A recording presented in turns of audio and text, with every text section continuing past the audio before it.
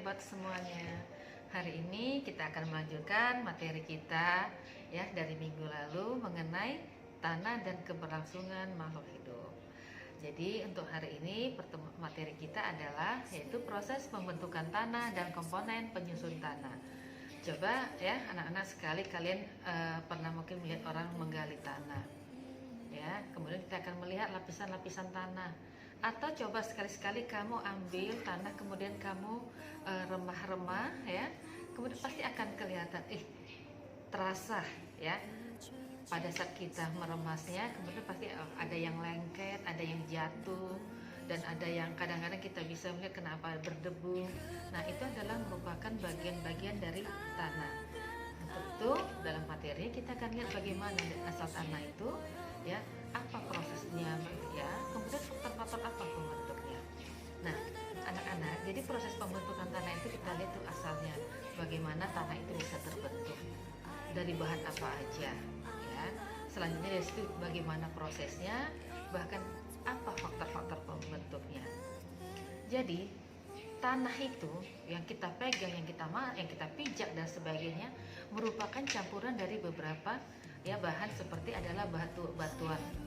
Ini batuan yang melapuk. Kemudian ada penguraian bahan organik. Nah, penguraian bahan organik ini sudah kita pelajari minggu lalu, yaitu karena apa? Bahan organik berarti diuraikan oleh mikroorganisme seperti jamur, bakteri dan sebagainya. Kemudian ada mineral, ya, ada air, ada udara. Ini adalah merupakan ya komponen-komponen daripada tanah ya. Jadi ada air itu ada 25%, kemudian udara itu ada 25%, mineralnya ada 45% ya.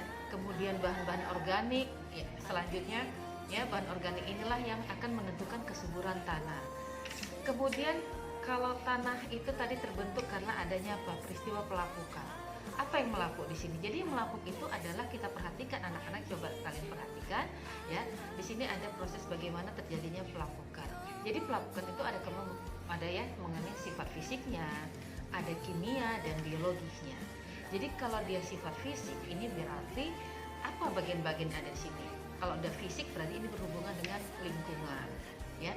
Jadi diperhatikan bagaimana gambar ini anak-anak semuanya ya, sudah ada prosesnya.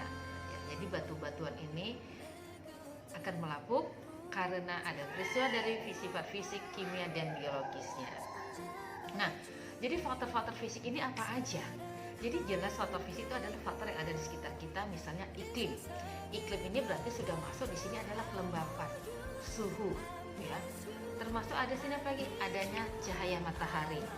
Ya, radiasi matahari itu sangat berpengaruh terhadap proses pembentukan tanah. Kemudian curah hujan. Nah, curah hujan ini akan membantu mempercepat proses pelapukan. Ya, karena curah hujan ini akan berpengaruh terhadap suhu bumi. Ya. Nah, kalau suhu bumi, kalau dia terlalu panas, kemudian ada hujan, ini adalah salah satu proses cepat terjadi proses pelapukan. Ya. Nah, kemudian ada faktor biologis. Ini apa? Faktor biologis berarti di sini peranan itu adalah mikroorganisme dan juga ada faktor vegetasi. Nah, vegetasi ini sangat berperan dalam proses pelapukan. Karena apa? Perhatikan, tanah yang gersang itu bisa akan mengeras. Tapi begitu tanah yang ada vegetasi atau tumbuhan, tanah itu akan kelihatan lebih subur, ya. Kemudian faktor lain yang membentuk tanah itu adalah pasti apa? Tipe-tipe batuan, topografi atau ya bentuk permukaan bumi, dan waktu. Ya, jadi proses pelapukan ini ada namanya secara fisik dan mekanis, kemudian ada secara biologis dan pelapukan kimiawi. Kalau dia fisik dan mekanis itu tadi sudah dikatakan adalah karena adanya faktor-faktor iklim. Kalau dia pelapukan biologis itu berarti dibantu oleh mikroorganisme ataupun organisme lain. Kalau mikroorganisme dibantu oleh yaitu jamur, kemudian bakteri ya. Dan sedangkan kalau dia pelapukan kimia ini ada karena ada proses dari bahan kimia. Tambahan lagi untuk pelapukan biologis ya, itu adalah vegetasi atau tumbuhan sangat berperan dalam proses pelapukan. Nah, kemudian tadi sudah saya katakan ya, terjadi proses tanah. Kalau kita gali, bagaimana tanah itu gali kita cangkul, maka kita akan melihat lapisan-lapisan tanah. lapisan tanah itu ada lapisan atas, ya, itu namanya lapisan, ya, lapisan atas, lapisan tengah, lapisan bawah, lapisan batuan induk. Lapisan atas itu adalah terdiri humus. Apa itu humus? Ya, jadi ini humus adalah bagian tanah, ya, yang paling atas atau disebut dengan lapisan topsoil. Ini banyak mengandung bahan organik, sehingga di sini adalah tanah yang paling bagus untuk ditanami, ya. Kemudian ada lagi berikutnya adalah lapisan tengah. Lapisan ini juga tetap masih mengandung bahan organik, tapi tidak sebanyak lapisan tengah. Ini juga bagus untuk tempat penanaman. Nah, sedangkan lapisan bawah ini, ya, semakin ke bawah lapisan ini tanahnya sudah sedikit yaitu bahan-bahan organiknya, bahkan sangat sedikit. Ini sudah keras sehingga di sini akar sudah semakin sulit untuk menembusnya. Karena di sini kondisi tanah itu sudah masuk, yaitu biasanya dipengaruhi oleh lapisan tanah-tanah liat. Baru lapisan bawah, lapisan batuan induk, ini adalah lapisan batuan-batuan. Nah, dari lapisan batuan ini di sini biasanya kalau air masuk, ya, air masuk dari atas tanah, kemudian masuk ke dalam, itu akan sampai ke batuan. Di batuan inilah air itu akan mengalir, akan suatu saat dia akan muncul menjadi mata air. Ya, gitu. Nah, selanjutnya tadi sudah bicara kita komponen tanah, ya. Jadi komponen tanah itu dari batuan. Jadi batuan itu adalah merupakan bahan padat. Jadi bahan padat, ya, secara alami jadi senyawa, berbagai komposisi tadi sudah saya katakan. Jadi kelompok batuan itu apa aja? Ada batuan sedimen, ya, atau batuan beku, ya, batuan beku, sedimen, dan metamorf. Jadi batuan metamorf itu adalah batuan malian atau salah satu kelompok utama batuan yang merupakan hasil transformasi. Ini bisa dilihat dari gambar ini, ya, anak-anak. Nah, di sini lihat dari mana asalnya. Atau dari kita lihat kok dari arah panah ini berarti dia dari magma, ya. Magma yang keluar ke permukaan bumi akan melakukan pendinginan, selanjutnya menjadi batuan beku. Batuan beku ini kemudian akan mengalami pelapukan sehingga terbentuklah sedimen. Nah, sedimen ini akan mengalami kompaksi, ya, sehingga termasuklah batuan sedimen. Nah, batuan-batuan sedimen ini kadang-kadang oleh perjalanan waktu, ya, lamanya waktu, faktor lingkungan, ini akan mengalami, apakah akan mengalami pelapukan? Ya, akan mengalami pelapukan, ya. Itu dia, anak-anak. Selanjutnya, ya, ada udara atau oksigen. Nah, perhatikan, ini adalah mengenai tanaman. Tanaman ini, ya, memiliki akar. Akar itu selalu, dalam, ya, akar akan mengalami pertumbuhan akar ke bawah itu pasti akan melakukan terjadi gerakan, ya. Nah, gerakan itu yang kita pernah ada gerakan geotropisme. Jadi akar ini menembus permukaan tanah sampai dia ke dalam tanah, sampai, ya, jadi pertumbuhan akar itu adalah bagaimana dia kemampuannya itu bisa menembus permukaan tanah. Nah, tanah yang dapat yang mana? Yaitu lapisan-lapisan tanah tadi. Karena apa? Sifat akar adalah mencari air. Jadi dengan adanya akar tumbuhan ini menyebabkan udara juga bisa akan masuk. Selain itu adalah susunan, ya, susunan antara akar dengan tanah, ya, itu akan membuahkan seperti rongga. Rongga-rongga inilah yang akan menyebabkan terjadinya tempat pertukaran udara, ya. Jadi penyerapan air, arah mineral ini sangat berpengaruh juga dengan keberadaan udara di dalam tanah. Jadi dengan semakin banyaknya tanaman itu semakin banyak juga nanti udara masuk, kita masuk pada humus. Apa sih humus? Bagaimana terbentuknya humus? Ya, pertama, humus itu letaknya adalah di atas permukaan tanah. Humus terbentuk dari apa?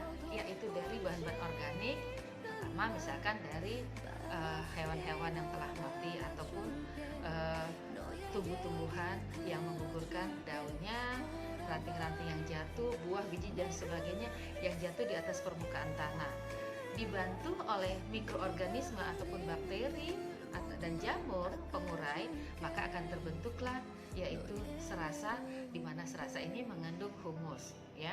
Jadi mikroorganisme dan juga jamur itu membantu proses penguraian sampah-sampah yang ada di atas permukaan tanah. Nah, Jadi secara sederhana ya, humus itu adalah merupakan proses pembentukan bahan-bahan organik yang telah mati dalam jangka waktu tertentu. Dah sifat humus ini ingat kenapa dia subur? Karena dia mengandung bahan-bahan organik seperti unsur-unsur hara yang dibutuhkan oleh tumbuhan. Ya, di sini banyak kita temukan ya biota-biota tanah yang sudah kita pelajari minggu lalu, di mana biota-biota ini juga membantu proses pelapukan. Ya, nah sifat dari humus ini selain dia mengandung bahan organik baik untuk tanaman, dia juga memiliki sifat tekstur yang gembur karena memiliki pori-pori tanah yang banyak.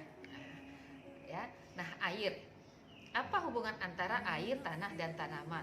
Perhatikan di sekitar kita. Kita menanam tanaman. Kalau kita siram, pasti dia akan tumbuh. Coba kalau kita biarkan, maka tanaman bisa mati. Artinya apa? Tanaman membutuhkan air. Ya. Kemudian tanah. Bagaimana dengan tanah? Tanah tanpa tanaman tidak akan bisa menyimpan air. Karena akar-akar tanaman berproses ataupun berfungsi untuk menyimpan air yang masuk ke dalam tanah. Ya, selain itu juga akan menambah pori-pori tanah. Selain itu apalagi? Ya, tanaman tadi sudah saya katakan tanpa air tidak bisa tumbuh.